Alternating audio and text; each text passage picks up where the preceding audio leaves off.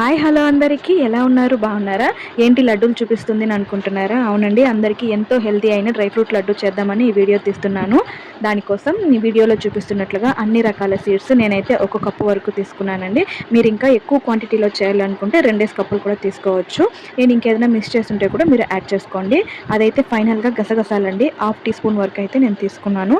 నేను కొంచెం క్వాంటిటీలో చేస్తున్నాను కాబట్టి కొంచెమే తీసుకున్నాను అన్నీ అనమాట. సో వీటన్నింటినీ ఒకేసారిగా వేసి ఫ్రై చేయకూడదండి. ఎలా చేయాలో నేను చూపిస్తాను. దానికోసం ఒక ప్యాన్ పెట్టి అందులో 2 స్పూన్ల వరకు గీని యాడ్ చేసుకోవాలి. ఫస్ట్ ముందరి బాదం వేసి లైట్ బ్రౌన్ షేడ్ వచ్చేంత వరకు మనం ఫ్రై చేసుకోవాలండి. అది ఫ్రై అయిన తర్వాత ప్లేట్లో తీసి పక్కన పెట్టేయాలి. ఆ తర్వాత పిస్తా వేసుకొని ఫ్రై చేసుకోవాలి. అలాగే వాల్నట్స్, కిస్మిస్ వేసి ఫ్రై చేయాలండి. ఇవి వేయిస్తున్నప్పుడైతే ఇల్లంతా ఎక్సలెంట్గా స్మెల్ వస్తుందండి. అలాగే ఉత్తినే తినేయాలనిపిస్తుంది అనమాట. మా అత్తగారు అయితే ఇది ఏదో చేస్తున్నానని చెప్పి కిచెన్కి అయితే వచ్చేసారు. ఆ విధంగా నేను ఇక్కడ మీకు కానీ నెయ్యి సరిపోలేదు అనుకుంటే మళ్ళీ మీరు 1 స్పూన్ వరకు యాడ్ చేసుకోవచ్చు.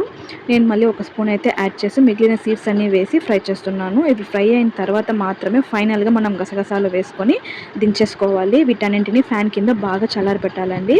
అవి బాగా చల్లారిన తర్వాత మిక్సీ జార్లో వేసి ఫైన్ పేస్ట్ కాకుండా కొంచెం బరకగా గ్రైండ్ చేసి తీసుకోవాలన్నమాట. అలాగే అదే ప్యాన్లో నేను 1 స్పూన్ వరకు గీని యాడ్ చేసి ఇక్కడ నేను స్వీట్నెస్ కోసం షుగర్ కానీ బెల్లం కానీ ఏం వేయడం లేదు. దాని బదులుగా నేను డేట్స్ అయితే యాడ్ చేస్తున్నాను. 1 కప్పు వరకు నేను తీసుకున్నాను. మీరు ఇంకా స్వీట్నెస్ ఎక్కువగా తినేవాళ్ళనుకుంటే 2 కప్పుల వరకు తీసుకొని యాడ్ చేసుకోండి. నేను మా పిల్లల కోసం చేస్తున్నాను, అందుకే స్వీట్నెస్ తక్కువగా వేసాను అనమాట.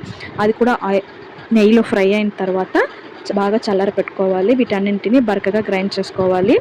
అదే ప్యాన్లోని కొంచెం గీ వేసి కరిగిన తర్వాత మనం గ్రైండ్ చేసుకున్న వాటన్నింటినీ అందులో వేసి మనం గ్రైండ్ చేసిన డేట్స్ కూడా అందులోనే వేసి ఇవి 2 బాగా మిక్స్ చేసుకోవాలన్నమాట, ఉండలు లేకుండా.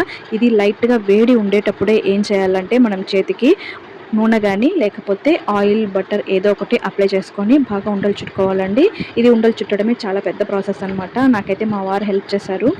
ఇలా చేసుకున్నాక ఫైనల్గా అయితే మాకు ఇన్ని లడ్డూస్ వచ్చాయన్నమాట. నేను డైలీ మా పిల్లలకి స్నాక్స్కి కానీ ఇంటికి వచ్చాక ఈవినింగ్ స్నాక్స్గా కానీ రోజుకొకటి ఇస్తున్నాను. బయట ఫుడ్ మనం డ్రై ఫ్రూట్ లడ్డు పెట్టాలన్నా కూడా వాళ్ళు ఎలా చేస్తారో ఏంటో మనకు ఒక ఐడియా ఉండదు. కాబట్టి ఇలా ఇంట్లోనే చేసి పెట్టారంటే పిల్లలు చాలా ఇష్టంగా తింటారండి. మా పిల్లలు చాలా బాగా తింటారు. అందుకే నేను ఒక 2-3 మంత్స్కి ఒకసారి నేను చేస్తూ ఉంటానండి. మీరు కూడా నేను చెప్పిన ప్రాసెస్లో ట్రై చేసి చూడండి, చాలా బాగుంటుంది టేస్ట్ అనేది.